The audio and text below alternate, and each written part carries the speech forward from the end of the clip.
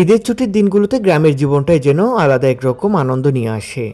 এই সময়টা হয়ে ওঠে আপনজনদের সঙ্গে কাটানো আর ছোট ছোট আনন্দ খুঁজে নেওয়ার সময়।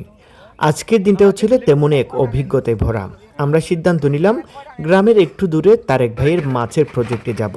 উদ্দেশ্য একটাই, নিজের হাতে মাছ ধরা আর সেই তাজা মাছ দিয়েই একটু ভিন্ন স্বাদের খাবার উপভোগ করা। পুকুরে পৌঁছানোর পর থেকে শুরু হলো আসল মজা।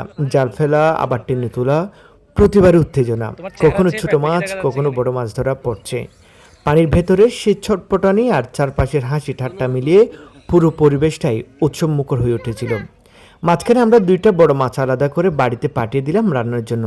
ভাবতেই ভালো লাগছিল, এগুলো পরে কলা পাতায় ভাতের সঙ্গে খাওয়া হবে। গ্রামের এই সাতটা শহরের কোনো রেস্টুরেন্টে পাওয়া যায় না।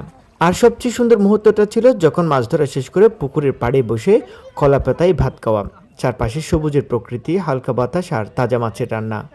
সব মিলিয়ে মনে হচ্ছিল এটাই হয়তো জীবনের সবচেয়ে সহজ কিন্তু সবচেয়ে শান্তির খাবার।